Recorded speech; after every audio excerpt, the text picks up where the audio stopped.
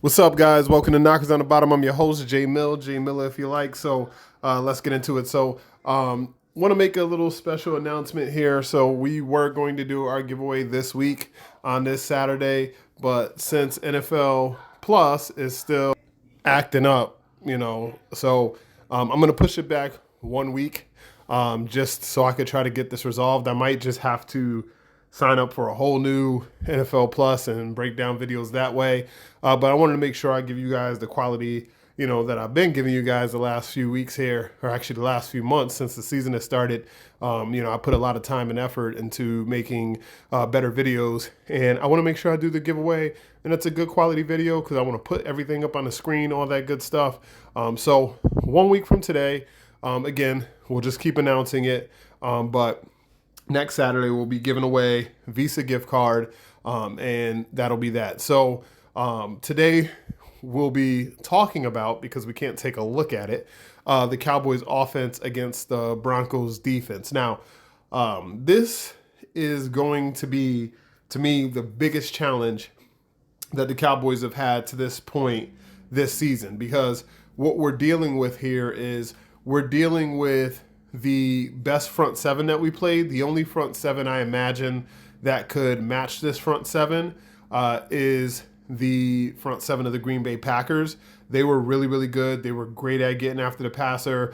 They were pretty good against the run as well. They were able to get a lot of pressure, but their secondary on the back end wasn't as good as what these guys are. The Broncos have a tremendous secondary led by PS2, Patrick Surtain II. So it's going to be very interesting because the Broncos lead the league with 34 sacks. This is the second year. They led the league last year with 63 sacks.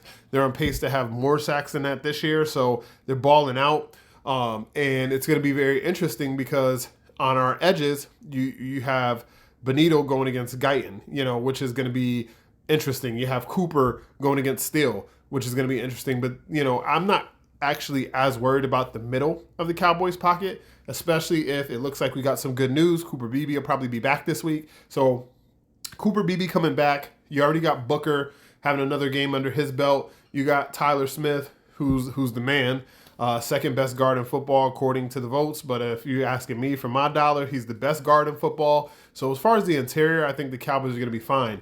It's going to be the edges that are going to present a lot of problems. And also in the run game, what Denver does is they like to line their edges up very wide and force a lot of runs back inside. I do think that plays into a strength for the Cowboys because the Cowboys do very well running between the tackles. They also do some great stuff on the edge with pin and pulls. But the thing about Denver, which is what's going to make the defense so challenging, is at the second level, Denver has some linebackers that can really run and hit. Now, they are going to be missing their starting middle linebacker due to a one-game suspension. We're very familiar with him because he used to play for the San Francisco 49ers. But other than that, they do still have guys who can run and hit very well. So as far as sideline to sideline, they'll be good with that. So it's going to be interesting because the Cowboys do some things as far as pin and pull, and as far as some tall sweeps, some crackbacks, getting guys out in space that might not necessarily work as well against the Broncos. But I do think some of the other things like counters and traps, which I wish I could show you with the video right now, I think those will work very well against the Broncos because they want to get upfield. So they play a 3-4. Carolina played us with a 3-4. Carolina's 3-4 was more read and react. So what they wanted to do was kind of get into your offensive line and then basically two-gap them, right? Left, right, wherever the ball's going, then we're going to shed our blocks and we're going to get off and we're going to go. Denver is more, let's get up the field and let's turn everything back to the inside and then use our very good linebacking core to fill gaps and also be able to chase sideline to sideline if necessary. So that's a little bit more into the Cowboys' favor because if you're letting those guys get up, right, and those are your trap guys, so you're not really blocking them necessarily hardcore anyway. You want them to get up the field, and then you're using those guys that are pulling around on those traps to catch those linebackers and kick them out so that you have a nice little wall for your running back. And Javonte Williams is really good at, once that wall is formed, finding the hole and then finishing physically, right? So I do expect to see a lot of that for the Cowboys. Now, as far as the downfield passing game that the Cowboys have feasted on early this season, that's going to be another thing that they're going to have to make sure that they're very disciplined and worked hard on, because Dak Prescott's not going to have a ton of time, but Dak Prescott has been getting rid of the ball quickly. The difference is Denver can make you pay if you're inaccurate. Luckily for the Cowboys, Dak Prescott has been accurate. This is going to be a day where we need George Pickens to win his one-on-ones, CeeDee Lamb to win his one-on-ones, but even more so than that, we're going to need a big game from Jake Ferguson. We're going to need a big game from Kevontae Turpin, and we're probably going to need a big game from Williams out of the backfield and also in pass protection. He's going to be, picking up those extra guys who sneak through. If there's any blitz coming, Vance Joseph will send some blitzes. Denver will man up across the board. So that's going to be nice. They're really probably not going to travel as much, which means this is going to be another game where you can do sort of like you did with Carolina, where you knew, okay, J.C. Horn's on this side, so we can, get Michael Jackson or Mike Jackson into some one-on-one coverage with George Pickens and feast on him. And the Cowboys were able to do that in that Carolina game. It just kind of sucked that late in the game they went away from that. In this game, you should see some of the same things. Okay, Patrick Surtain's going to be on this side of the field.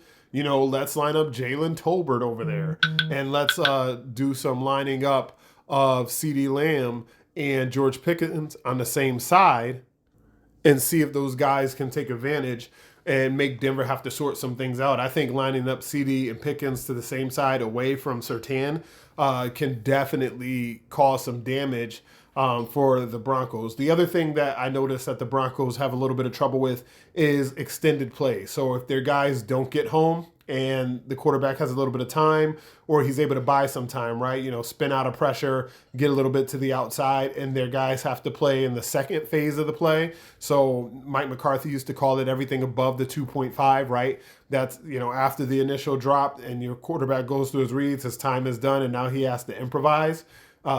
Denver really does have trouble with that. So I think the Cowboys can make some headway there. Dak Prescott has shown a propensity to be good with that this year. And then one of the other things, which I know is going to be hard to do for like a fifth consecutive game, we can't afford any turnovers, right? Our offense hasn't turned the ball over since the Bears game. That Javonte fumble and those Dak Prescott interceptions and that bad day, that was the last time we had to face anything like that. Since that game, the Cowboys have been very clean with the football, and I know it's not great to ask your offense to be perfect every single week, but in this case, I'm not asking them to be perfect every single week, but I am asking them to be perfect this week. This is going to be one of those weeks where the Cowboys can't afford to turn over the ball.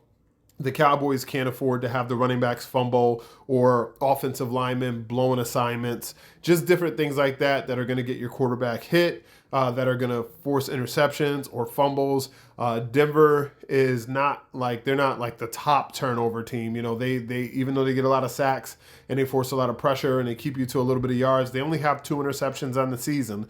So they're not picking the ball off a lot, but that's also because either their defensive line is getting home very quickly, or they're getting there so quickly that the quarterback is just throwing the ball underneath, and then they're rallying and tackling and using their team speed to kind of mitigate any big plays and get you off the field. They do force 3 and outs at an alarming rate for us. They're one of the best 3 and out forcing teams in the league. So the Cowboys can't afford to get off to a slow start. We'll talk about why tomorrow when we talk about the Denver offense, but just today, talking about the Denver defense versus the Cowboys offense, I think there are some good things for us. Like I said, them liking to turn everything inside. We prefer to run the ball inside the tackles anyway. So I think that works good for us. I think our trap game and our counter game is going to work very well for us in this game. And I do think outside the number and seam routes are the path to victory. I do also think Jake Ferguson finding spots to sit in the zone. This is going to be one of those games where I feel like he could have a huge game. It could be like the Bears game where he had, I think it was, 13 catches or something like that, 12 catches. You could see a lot of that because I do think their linebackers give up some in coverage. And then I also do think that they'll be very concerned with George Pickens and CeeDee Lamb on the outside. I also think the Cowboys, remember how I said, hey, Patrick Surtain, he can line up over here and you can kind of scheme away from him. I do think the Cowboys are confident and cocky enough to the point where they will throw at Patrick Surtain. So he's not going to get 0 targets on the day. They are going to line up Pickens over there sometime. They are going to line up Lamb over there sometime and put their best on their best and see what the hell happens. It doesn't necessarily mean, every time that happens, Dak Prescott is going to go that way. Dak Prescott is a progression quarterback. He's going to go through his progressions, and if somebody's open, he's going to hit him. But I do think that opens up the field for somebody like Jake Ferguson to sit down in the middle, attack those seams. Maybe Luke Schoolmaker comes up with a big catch or two, and then also in the run game, I do think it helps to have a tight end like Brevin Spanford. He'll be able to attack some of those linebackers in the running game and give the Cowboys the freedom to run the football. And if the Cowboys are able to run the football, even if it's just okay, then I say look out, because then that means the play action pass game is happening and you're freezing the defense for a second, which slows down that pass rush. And I do think some of that screen game can happen as well too. Although you do have to watch out if their defensive ends are lining up in a Y9 technique and they're rushing up the field in order to turn everything back inside. Maybe that kills some of the screen game for the Cowboys, because some of those, outside linebacker / defensive end types in that 3-4 are pretty much sitting right there waiting for a play like that. But that's all I got for you guys today. Hit me up on Twitter at jmillerIYL. You can also hit me up at knockersonthebottom@outlook.com, knockersonthebottom@gmail.com. Any questions, any comments you have, leave them below. Like I said, we're pushing back the giveaway one more week so I could get this NFL Plus thing situated and we can go back to having video and breaking down plays and everything like that. But thank you guys for sticking with me, and thank you guys so much for tuning in. I love you guys. Until next time, I'm your host, J Mill. J Miller, if you like. This has been Knockers on the Bottom. Peace.